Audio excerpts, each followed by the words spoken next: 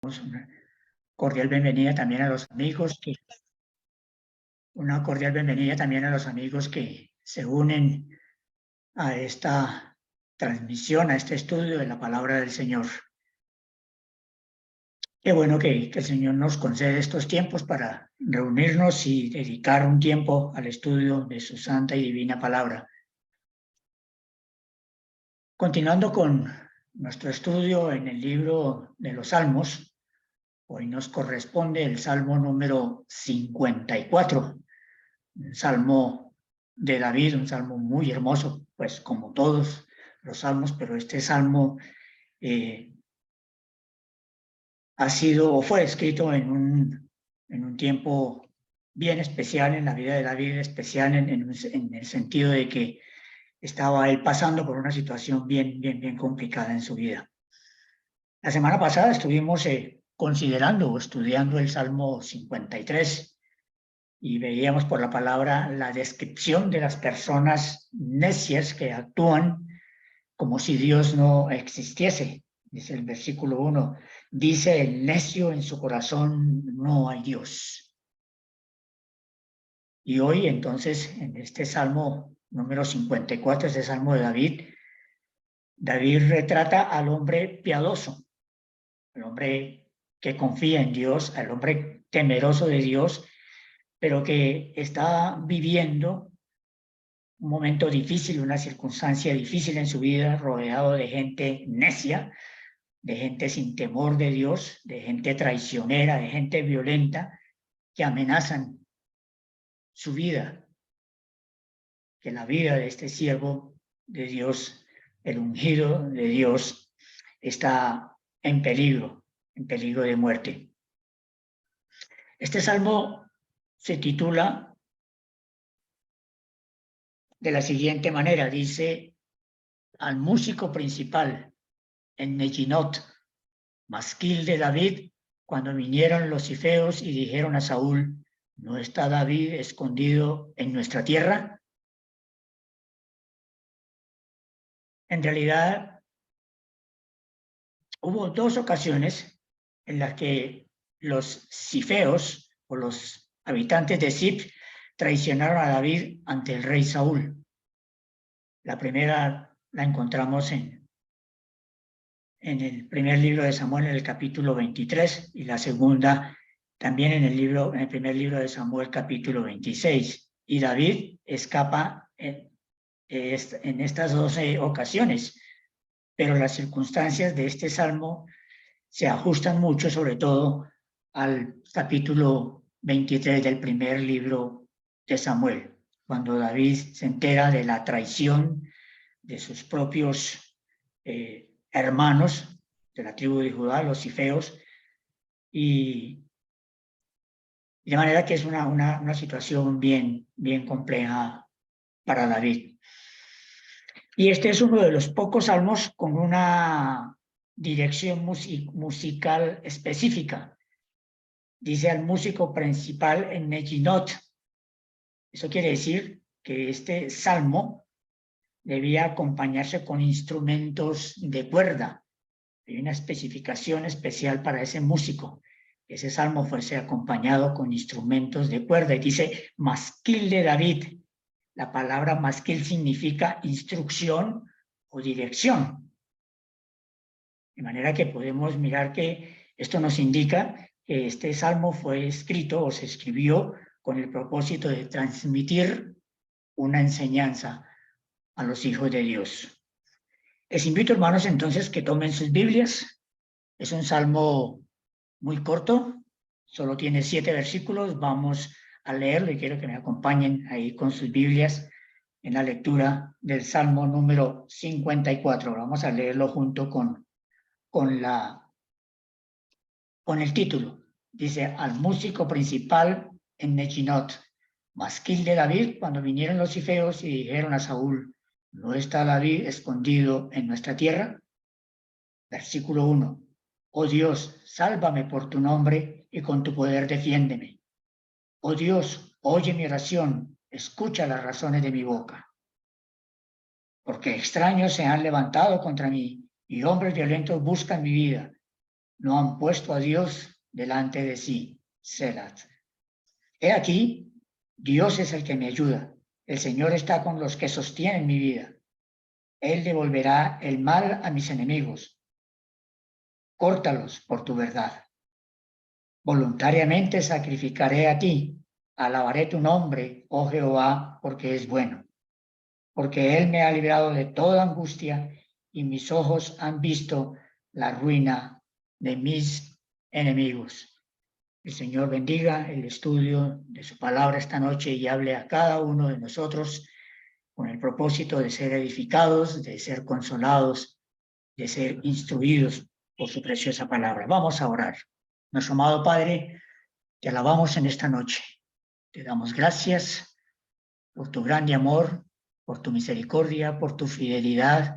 Y te damos gracias, Padre, por este tiempo en el que podemos reunirnos con el propósito de leer, de escudriñar, de estudiar tu palabra. Gracias por este salmo, gracias por tu siervo David, gracias porque tenemos este precioso privilegio de tener tu palabra con nosotros y de poderla estudiar. Pedimos la dirección de tu Santo Espíritu y que nuestros corazones estén dispuestos y nuestros pensamientos atentos a lo que tú quieres hablarnos esta noche. Te lo rogamos en el nombre del Señor Jesús. Amén. Bien, amados hermanos, como veíamos en la introducción, entonces, el contexto de este Salmo 54 se encuentra en el primer libro de Samuel, entre los capítulos 21 y 26, durante los 10 años que más o menos duró la persecución de Saúl a David. 10 años o 12 quizá muy difíciles para David, el ungido de Jehová, el ungido de Dios, pero que realmente esos años no los pudo vivir como tal, como rey, sino más bien huyendo, escondiéndose, con temor, con tristeza en su corazón por ser traicionado, aún por los de su propia familia, la tribu de Judá, y por todas las circunstancias que le rodearon, y prácticamente fue un tiempo en el que David no tuvo paz en su corazón, pero que sin embargo confiaba y descansaba en las promesas de Dios. Entonces, en el primer libro de Samuel, y quiero que me acompañen allí porque vamos a mirar bastante estos capítulos del libro de Samuel, porque es donde está el centro de la historia de este salmo. Y vemos entonces en el capítulo 21 que David huye de Saúl y huye a Nob y se encuentra allí con el sacerdote Ahimelech, le pide ayuda, el sacerdote le ayuda e incluso le da la lanza de Goliat, y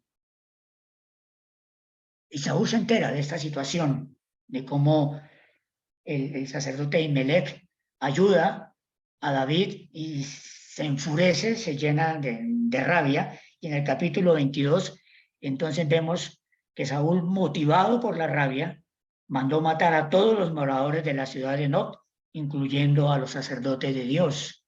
Esto fue como un juicio de parte de Saúl hacia los ungidos del Señor, hacia los sacerdotes, de manera que fue una situación bien complicada allí Nob para los sacerdotes.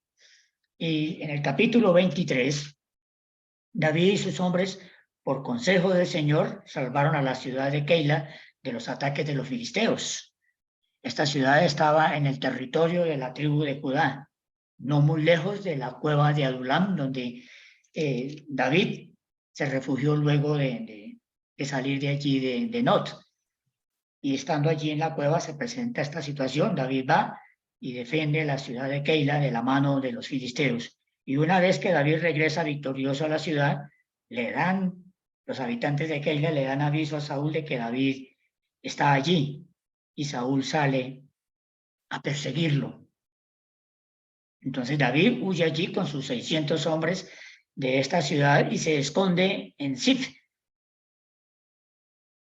Pero aún en esta ciudad, David y sus hombres no estaban a salvo, ya que los habitantes de Ziph informaron a Saúl que David estaba allí. Eso lo vemos en el primer libro de Samuel, capítulo 23, el versículo 19, que es donde está el título de este salmo. Dice: después subieron los de Ziph para decirle a Saúl en Gabá: ¿no está David escondido en nuestra tierra, en las peñas de Ores, en el collado de Aquila, que está al sur del desierto? Entonces le dicen a Saúl dónde está David, y David les agradece por estar de parte de él, y junta a sus soldados y se va a perseguir a David. Y David sigue huyendo y se esconde en Haquilat, y otra vez los de Ziph ayudan a Saúl para perseguirlos. Lo encontramos en el capítulo 26, el versículo 1. Fueron las dos oportunidades que los de Ziph delatan donde se encontraba refugiado o escondido David. Estas ciudades pertenecían, como dije en su momento, a la tribu de Judá. Eran los hermanos de David, pero ellos le traicionaban continuamente, de manera que David no tenía literalmente dónde ir ni a quién acudir. Era un tiempo de angustia para él. Y estando en esta situación, en medio de esta circunstancia tan oscura, es que David escribe este hermoso salmo, el Salmo 54. Entonces,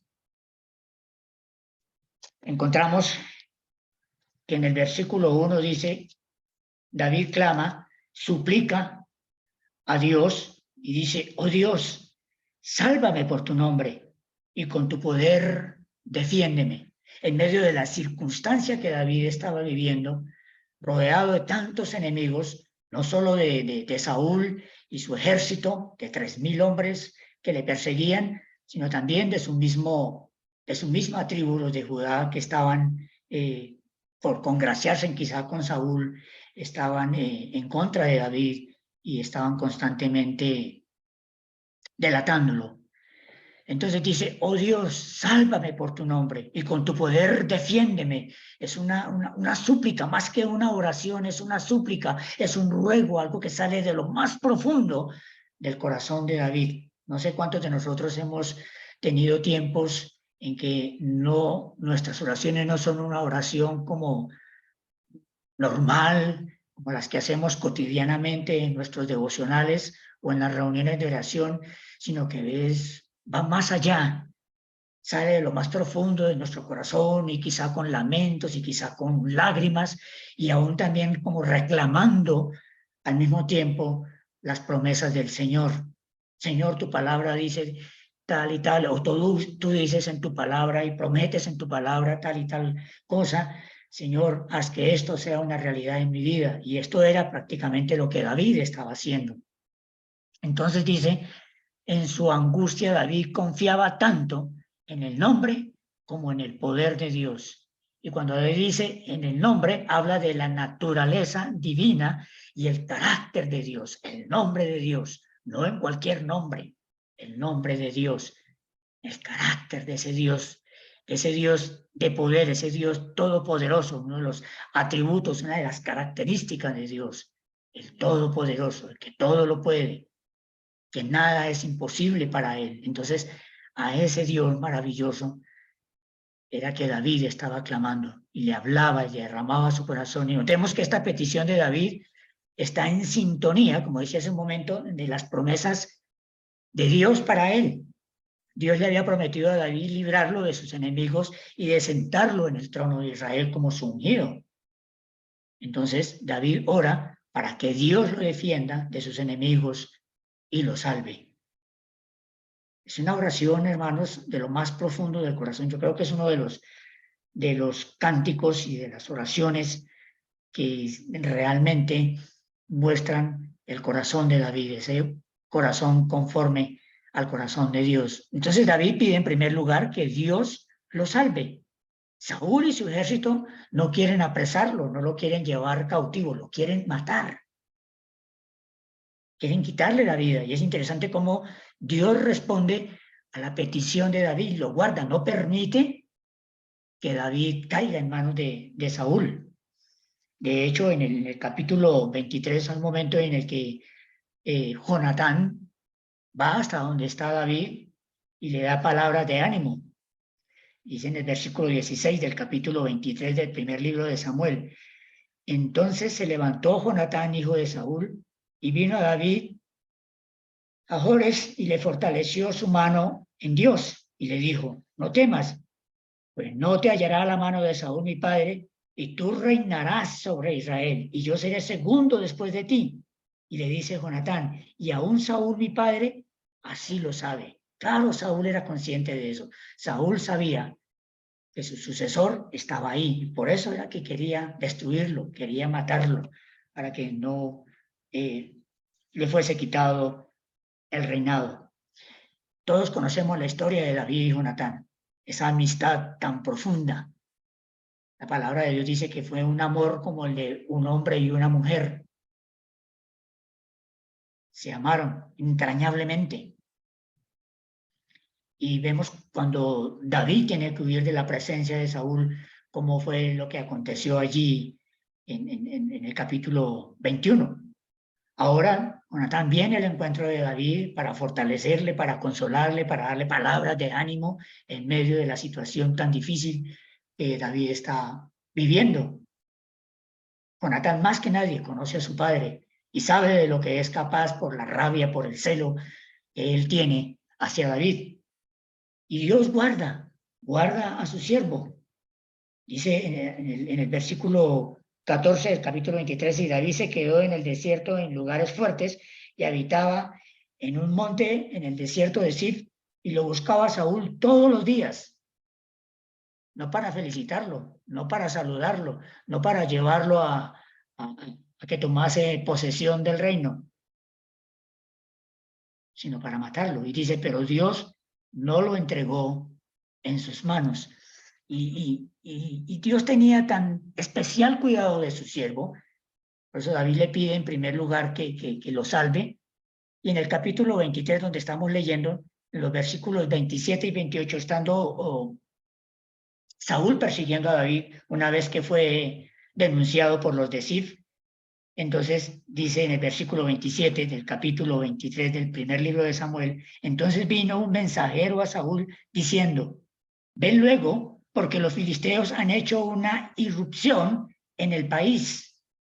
¿Y qué hace Saúl? Pues tiene que regresarse, dejar de perseguir a David e ir a defender a su pueblo de los filisteos. ¿Y qué pasa aquí? Es la mano de Dios guardando a David. Noten que iban caminando quizá paralelamente, el uno por un lado del monte y el otro por el otro lado, y prácticamente David estaba ya rodeado, estaba encerrado por Saúl. Pero Dios utiliza aún a los enemigos del pueblo de Dios para salvar a su siervo. De manera que los filisteos fueron usados por Dios para que Saúl regresara y fuese a pelear contra los filisteos, y entre tanto David pudo huir, pudo cambiar de lugar y así salvar su vida en ese momento. Entonces Dios le salva. Esa es una petición en su oración. Y también ora en segundo lugar porque Dios le vindique con su poder, le muestre su poder, lo defienda. Él cree que no merece ser tratado como está siendo tratado, no solo por Saúl, sino por su mismo pueblo. Él cree que es un hombre justo. Él cree que todo lo que, por lo que está pasando, no es justo que le suceda a él. De manera que pide que Dios pues manifieste su poder y le defienda y le guarde y le proteja. Era Saúl quien estaba usurpando el trono, era Saúl el enemigo, no David era el enemigo. Versículo 2 de nuestro Salmo en menciones, Salmo 54, dice: porque extraños se han levantado contra mí y hombres violentos buscan mi vida. No han puesto a Dios delante de sí. Oh Dios, oye mi oración. O Se parece a la exclamación que encontramos en el Salmo capítulo 5, ¿cierto? De mañana oirás mi voz. Él siempre, cuando oraba, estaba seguro de que Dios tenía su oído atento a su clamor, a sus oraciones, a sus alabanzas, a sus ruegos, a sus súplicas. Oh Dios, oye mi oración. Era común que David y otros en esa época en sus oraciones le pidieran a Dios que por favor fueran escuchados, que su clamor fuera oído. Y con estas palabras David está mostrando la urgencia de su pedido. Es como un por favor, Señor, no cierres tus oídos a mi clamor, mire por lo que estoy pasando. No es fácil. ¿Cómo es posible que tu ungido esté pasando por esta situación? No es justo. Entonces, Señor, oye mi oración, escucha mi clamor, presta atención a mi ruego. Él está suplicando por su vida, no era porque solamente el Señor lo guardara y lo protegiera, sino por su vida, porque como dije hace un momento, Saúl lo buscaba para matarle. Así que era una situación bien complicada, bien difícil. Pero aquí está demostrando David que él era dependiente de Dios. No usaba su ejército, sus hombres, que eran valientes, no buscaba la manera de contraatacar a Saúl, de que si Saúl le daba oportunidad, bueno, si él no me mata, yo lo mato. O él o yo. Yo creo que esto nunca, jamás pasó por la mente y el corazón de David. Siempre estuvo a la defensiva, huyendo, escondiéndose, clamando al Señor, confiando en el Señor, esperando que el poder de Dios lo guardara, lo salvara y cumpliera el Señor sus promesas en él. Entonces, amados hermanos, mientras Dios tenga su oído abierto y atento, no podemos estar encerrados en los problemas. No podemos dejar que los problemas nos absorban, no podemos dejar que las circunstancias nos asfixien. No podemos caer en la ansiedad, en el temor, en el miedo, en la angustia. No, si sabemos que el Señor tiene su oído atento a nuestro clamor, pues acudamos a Él. Todos los creyentes conocemos la línea directa con el Señor, ¿cierto? Jeremías 33:3. Clama a mí y yo te responderé. El Señor responde a nuestro clamor. El Señor tiene su oído atento a nuestras súplicas, a nuestros ruegos. Él jamás está ocupado. Él está atento a todos sus hijos, a todo su pueblo. Entonces, hermanos, como creyentes, asumimos que si Dios es bueno y misericordioso, escucha y actúa. Podemos ver la mano de Dios obrando, podemos ver la mano de Dios guardándonos en cada circunstancia de nuestra vida cuando clamamos a Él. En Jeremías capítulo 29, versículo 11, si quieren no vayan allá, yo les leo. Dice, porque yo sé los pensamientos que tengo acerca de vosotros, dice Jehová, pensamientos de paz y no de mal, para darnos el fin que esperáis. Hermanos, yo soy un convencido de que el amor y la misericordia de Dios se revela en nuestra vida cuando nos enseña por su palabra que sus planes para nosotros son perfectos y nos guarda del fracaso. Ustedes se han preguntado, hermanos, ¿qué sucedería si el Señor respondiera a todas nuestras oraciones? ¿Que no nos negara ninguna de nuestras peticiones? Quizá no nos hemos puesto a pensar en eso, no nos hemos detenido por un momento a pensar en eso. ¿Qué si Dios contestara todas nuestras oraciones? Seguramente, hermanos, más de una vez hubiésemos fracasado, hubiésemos terminado derrotados. ¿Por qué? Porque muchas veces nuestras peticiones, nuestras oraciones son conforme al deseo de nuestro corazón, alguna necesidad que tenemos apremiante y algo que queremos, algo que quizás no es prioridad número uno, pero es que lo quiero, es que lo deseo, me gustaría disfrutar de eso o de aquello. Si el Señor nos diese gusto, como decimos coloquialmente, pues seríamos esos niños malcriados, esos hijos malcriados, y seguramente más de una vez fracasaríamos. Pero Dios en su amor y en su misericordia, en su soberanía, en su voluntad, Él responde a nuestras oraciones de acuerdo a eso, a su soberanía, a su voluntad. Y quizá pueden pasar años que oremos por alguna cosa, por algún motivo, por alguna razón, por alguna necesidad, y jamás vemos la respuesta. El Señor sabe por qué y tenemos que aceptarlo y seguir confiando y esperando en el Señor como David. Entonces, David clama al Señor para que escuche su oración, para que oiga su oración, para que su oído esté atento a su clamor. Versículo 3. Encontramos entonces la descripción de la necesidad de David. ¿Cuál es el problema? ¿Cuál es la situación? ¿Cuáles son las circunstancias por las que está pasando David? Dice, porque extraños se han levantado contra mí. Dice, extraños, ¿no? Aún eran los de su misma tribu, los de su misma familia, y sin embargo él les trata como extraños, porque así lo están tratando, como a un extraño. Porque extraños se han levantado contra mí y hombres violentos buscan mi vida. No han puesto a Dios delante de sí, porque extraños se han levantado contra mí. Las angustias de David venían de los cifeos.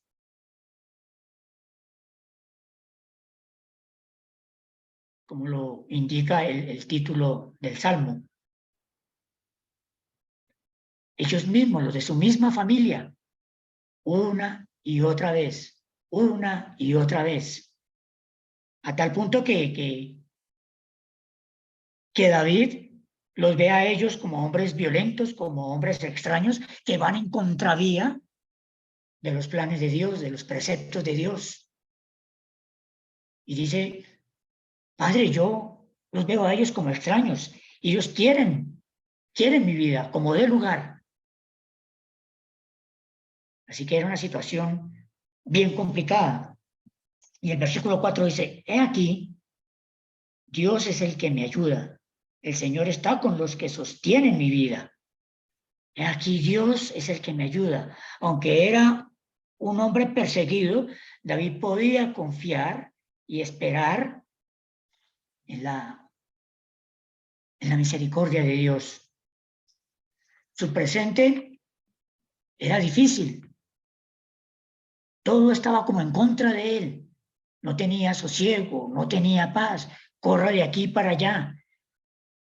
Y donde quiera que llegaba, no estaba seguro, no podía confiar en nadie. Y esto como que lo lleva en cierta medida, a cuestionarse. Pero él apela al Señor, espera en el Señor, confía en el Señor, en que como hijo de Dios, como el ungido de Jehová, tiene la protección de Dios. Lo que vemos nosotros, lo que escribió el apóstol Pablo en la carta a los Romanos, el capítulo 8, versículo 31. Dice la palabra de Dios. ¿Qué pues diremos a esto? Si Dios es por nosotros, ¿quién contra nosotros? Si Dios está de mi lado, dice David, pues no tengo nada que temer. Dios es el que me ayuda. Dios es el que me sostiene. Entonces, ¿qué pues diremos los hijos de Dios a esto? Si Dios es con nosotros, ¿quién contra nosotros? Cualquier cosa que venga a nuestra vida, Dios tiene el control. Y la palabra de Dios también en Romanos dice que sabemos que a los que aman a Dios, o los que amamos a Dios, todas las cosas, absolutamente todas las cosas, nos ayudan a bien. ¿Por qué? Porque Dios tiene en todo un propósito para nosotros. Tanto en lo bueno como en lo no tan bueno. Dios todo lo causa a un propósito para nuestra vida, para que crezcamos espiritualmente para que confiamos más en Él, para que reconozcamos nuestros errores, para que reconozcamos nuestras debilidades, para que reconozcamos nuestros fracasos cuando no dependemos de Él. De manera, hermanos, que debemos confiar en el Señor, y Dios a veces permite que las circunstancias nos lleven justo a donde Él quiere, a Primera de Pedro, capítulo 5, versículo 7, echando toda nuestra ansiedad sobre Él, porque Él tiene cuidado de nosotros. Él quiere eso. Él quiere que lleguemos hasta allá, a echar todas nuestras ansiedades, nuestros temores, nuestras cargas, nuestras angustias sobre Él. ¿Por qué? Porque Él es el único que puede y que tiene cuidado de nosotros, cuidado especial. Hermanos, poco debe importarnos el desafío del enemigo, poco debe importarnos las trampas del enemigo, mientras tenemos la defensa de Dios. Y eso es lo que pide David, que Dios lo defienda. El Señor continúa diciendo el versículo 4, el Señor está con los que sostienen mi vida.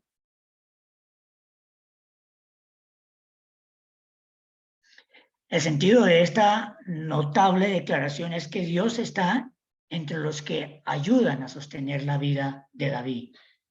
El Señor es quien guarda la vida de David. No son sus valientes, no es la destreza de David. Notemos que David era un gran guerrero.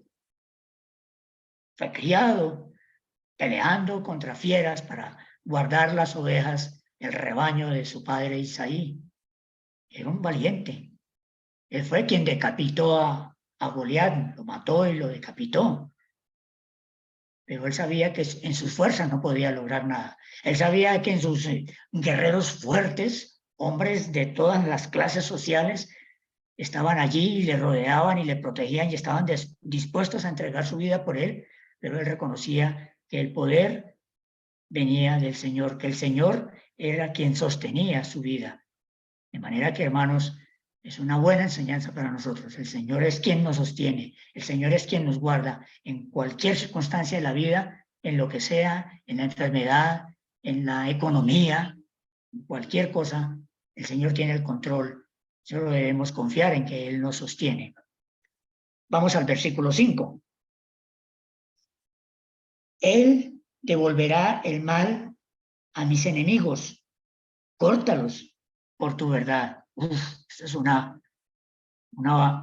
petición fuerte. Él devolverá el mal a mis enemigos. Pues ellos estaban obrando con maldad, ellos estaban buscando su vida para quitársela, para arrebatársela. Y David quizá pensaba, ellos tienen que recibir su paga, tienen que recibir el precio de lo que me están haciendo. Recordemos que la palabra de Dios dice que mía es la venganza, dice el Señor.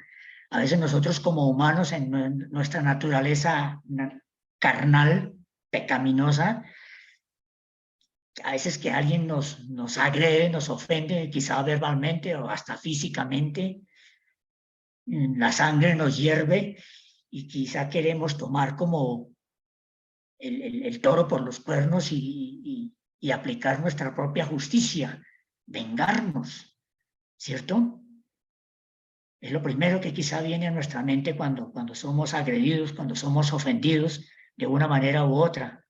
Y quizá David esto es lo que piensa en un momento, Señor, esta gente es tan malvada, tan perversa, que es necesario que reciban su paga, es necesario que paguen un precio y se córtalos por tu verdad.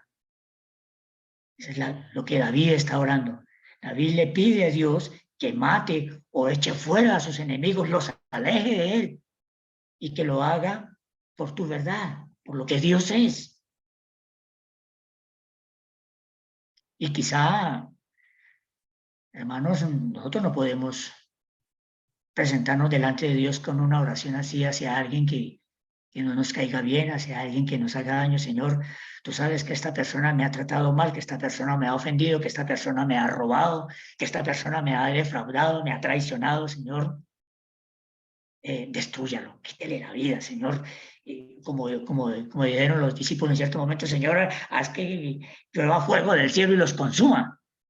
Pero no, nuestra oración no debe ser esa. Nuestra oración debe ser que el Señor nos ayude, nos dé las fuerzas y que el Señor tome el control de la situación y que el Señor haga su voluntad. Pero en nuestro corazón jamás debe haber el deseo de que Dios destruya a alguien por algo que nos está haciendo o nos ha hecho. Aunque hay algunos salmos imprecatorios que son oraciones que van dirigidas a Dios como que para que Dios destruya al mal y a los malvados, pero son ocasiones pues específicas y que en algún momento vamos a llegar a uno de esos salmos y podremos hablar más ampliamente sobre esta situación. Pero hermanos, el Señor Jesús nos enseña cuál debe ser la actitud de nosotros los creyentes, de los hijos de Dios, y la vemos en Mateo capítulo 5. Vamos allá un momentico. Primer evangelio, el evangelio de Mateo, capítulo 5.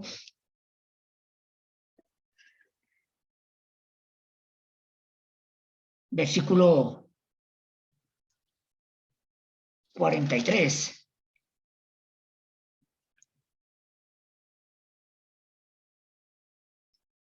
Dice el Señor, oíste que fue dicho, amarás a tu prójimo y aborrecerás a tu enemigo.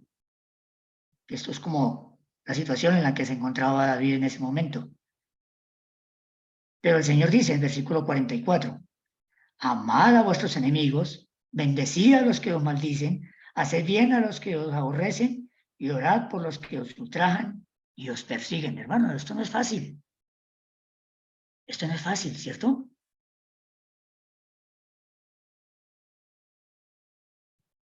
Orar por nuestros enemigos, orar por los que nos ultrajan, orar por los que buscan nuestro mal, no es fácil.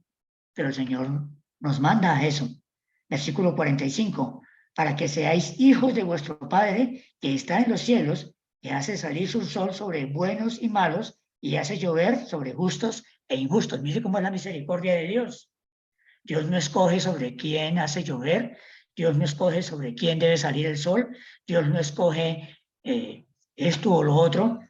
Dios es misericordioso y el sol sale para todos, la lluvia cae para todos, las bendiciones son para todos, para buenos, para no tan buenos, para malos, para justos e injustos, etc.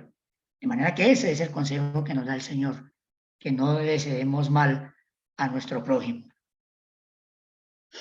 Sin embargo, queremos ver triunfar o el triunfo del bien sobre el mal, ¿cierto? Eso es como lo que hay en nuestro corazón, que el mal sea derrotado de cualquier manera, quizá a veces por nuestros propios medios, pero cuando somos conscientes de que dependemos del Señor, pues esperamos que el Señor sea el que se manifieste y haga su voluntad en tal o cual situación. Entonces notemos que David se negó a tomar venganza con sus propias manos, ¿cierto? Mire, David tuvo dos oportunidades para quitarle la vida a Saúl. Dos oportunidades, una en la cueva, donde David estaba escondido, Saúl entró allí a hacer sus necesidades fisiológicas y lo tuvo ahí, como decimos, a tiro de piedra. Y los valientes de David lo dijeron, vaya, vaya, mire, Dios lo ha puesto en su mano, esa oportunidad no la pierda. No, él no se atrevió a tocar el ungido de Jehová. Él lo reconocía como el ungido de Dios.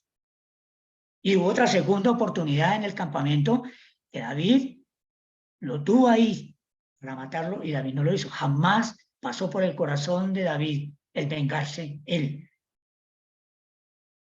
¿Cierto? Esperó y confió en que Dios, en su tiempo, aclararía la situación y lo pondría allí donde le había prometido, sobre el reino del pueblo de Israel. Entonces, amados hermanos, tenemos que aprender a confiar en Dios, así los problemas sean tan insoportables y que quizá queramos nosotros solucionar las cosas por nuestros propios medios, sea como sea, pero el Señor tiene el control. Y así tengamos oportunidad y se nos dé la oportunidad de vengarnos, de tomar la justicia por nuestra mano, no lo debemos hacer. David tuvo la oportunidad, 2 oportunidades, y él podía haberlo hecho. Podía haberlo hecho porque él era el que estaba siendo perseguido, su vida estaba amenazada, pero no lo hizo por temor a Dios. Versículo 6 de nuestro Salmo número 54. Voluntariamente sacrificaré a ti, alabaré tu nombre, oh Jehová, porque es bueno. Voluntariamente sacrificaré a ti. Esto describe lo que en ocasiones he llamado un sacrificio voluntario, no condicional. Ojo, hermanos, que a veces quizá podemos caer en el error de condicionar a Dios por algo que deseamos, por algo que queremos. Y entonces, Señor, si tú me concedes esta bendición, si tú me das este trabajo, si tú me facilitas esto, si tú me das aquello o lo otro, pues te doy, voy a ser más fiel, no voy a faltar a las reuniones, etcétera. Yo te sirvo, yo te honro, yo ofrendo como debo hacerlo, etcétera, etcétera. No podemos condicionar al Señor. Si si queremos sacrificar o dar sacrificios al Señor, como dice Romanos capítulo 12, versículo 2, sacrificio vivo y santo, agradable a Dios, debe ser voluntariamente, sin condicionar al Señor, sin hacerlo porque esperamos algo a cambio. Y entonces, dice David, voluntariamente sacrificaré a ti. Nosotros debemos darnos al Señor voluntariamente. El Señor no necesita nada de nosotros. Él es todopoderoso y puede hacer lo que quiere, como quiere, según su soberana voluntad. De manera que cualquier cosa que nosotros hagamos para el Señor es por gratitud en nuestro corazón por lo que el Señor hizo por nosotros, mas no porque el Señor lo necesite. Entonces, si hacemos algo para el Señor, que sea para Él, para honrarle, que nos cuesta esfuerzo, claro que sí. Que quizá nos cuesta aportar algo económicamente, claro que sí, porque el Señor, debemos decirle al Señor, Señor, de lo que recibimos de tu mano, de eso te damos. Si el Señor nos provee y nos bendice, pues de igual manera nosotros debemos estar dispuestos a dar para el Señor de lo que Él nos da, no solamente hablando económicamente, sino con nuestra vida, con todo nuestro ser. Voluntariamente sacrificaré a ti. ¿Por qué? Por gratitud al Señor. Repito, no porque el Señor lo necesite, por gratitud al Señor. Alabaré tu nombre, oh Jehová, porque es bueno. Entonces David dijo, alabaré tu nombre, porque es bueno. Señor, tú eres digno de toda la honra, de toda la alabanza. Eres digno de cualquiera de los sacrificios que podamos hacer como hombres delante de ti. Tú lo mereces todo, Señor, porque eres bueno, porque eres misericordioso, porque estás a nuestro lado, porque nos sostienes, nos levantas, porque eres nuestro Padre. De manera que David alaba a Dios aún sin recibir la respuesta a su oración. Él sabe que hasta este momento todo lo que estaba aconteciendo en cuanto a la persecución de Saúl y su ejército y la traición de su pueblo, pues Dios lo ha guardado, Dios lo ha protegido y le alaba, aún sin concluir todo este episodio, toda esta situación, porque como dije al comienzo, fueron muchos años, más o menos entre 10 y 12 años que David estuvo viviendo esta situación y toda la vida de David fue complicada, muy difícil.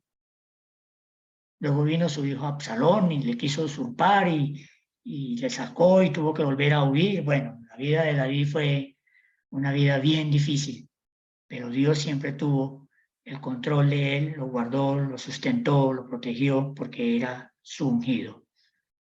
Versículo 7. La confiada conclusión de este cántico, de esta oración de David.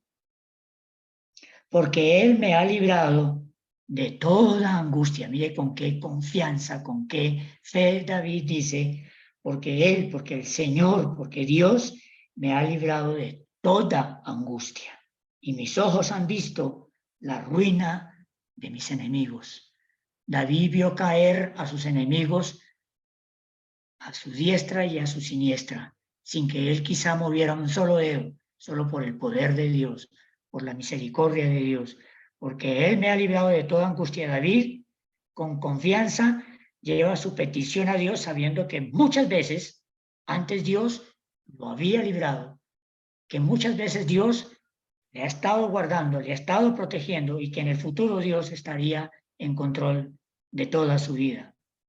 Una de varias ocasiones que fue guardado fue cuando precisamente David, del que hablamos hace un momento, Saúl le estaba persiguiendo y Saúl tuvo que abandonar la persecución para ir a pelear con los filisteos.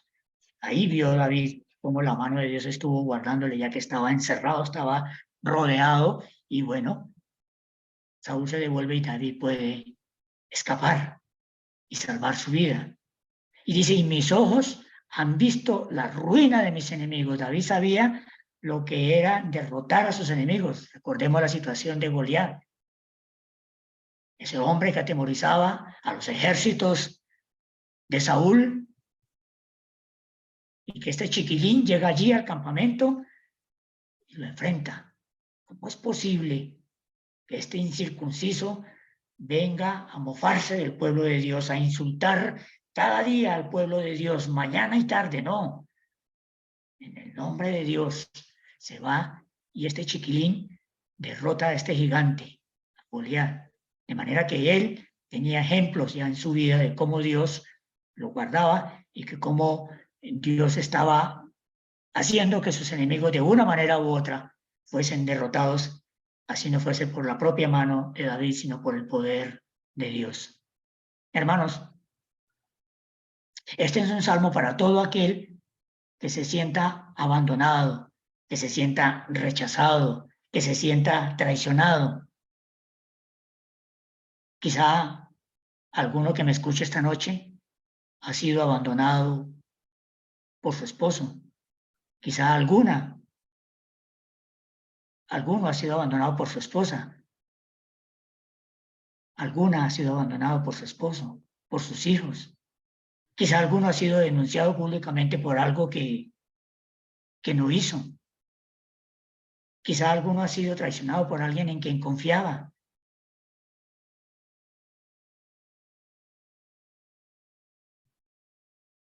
Y quizá muchos hemos pasado por circunstancias similares.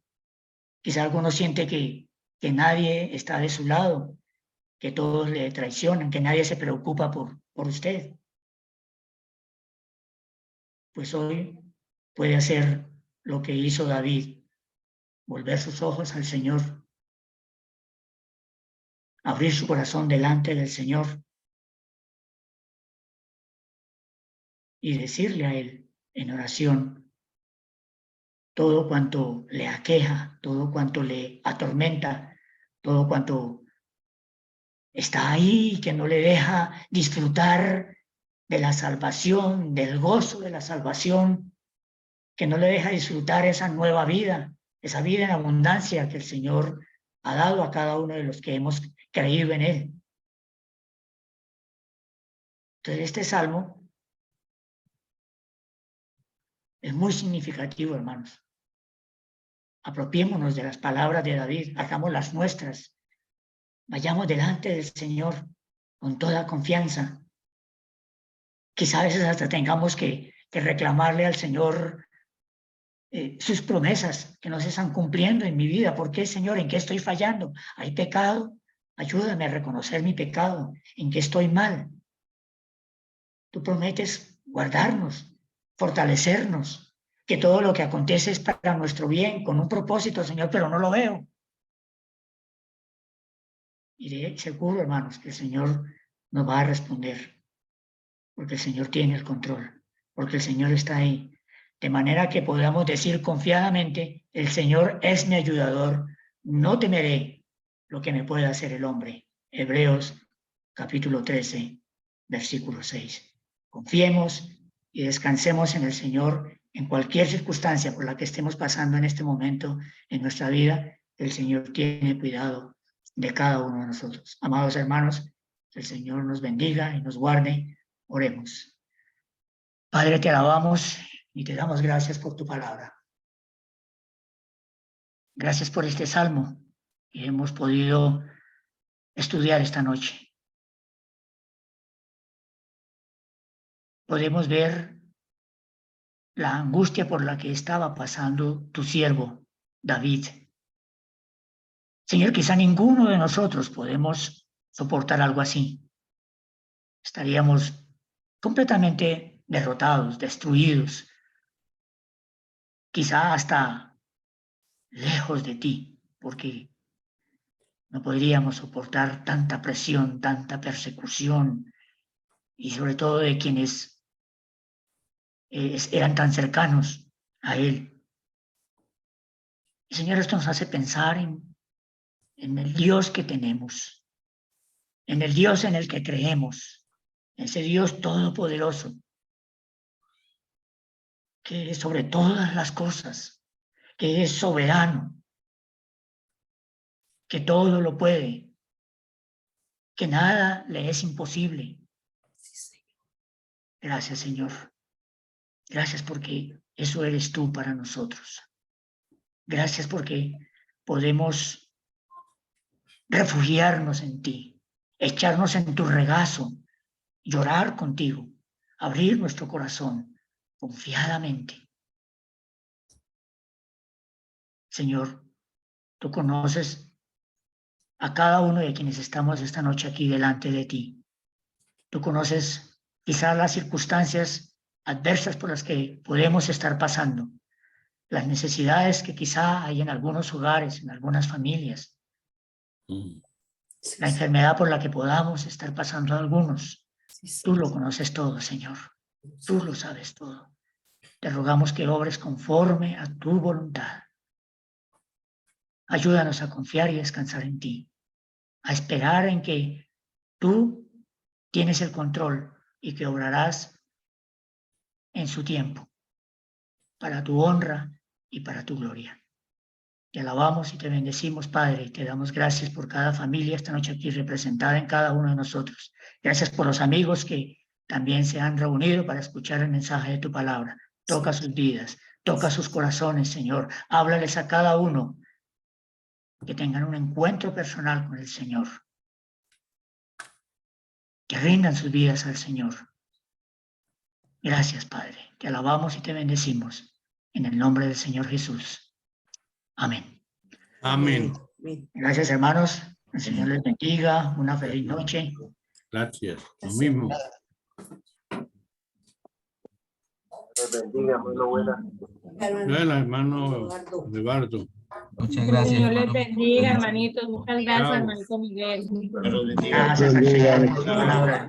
Dios les bendiga a todos. Bendiciones para todos. Dios bendiga a todos. Bendiga a todos. Chao, hermano. Felices sueños. Bendiciones. Hermanita, si la bendiga. Amén, hermano. Dios les bendiga a Chao, todos. Mario, mucho gusto. Chao.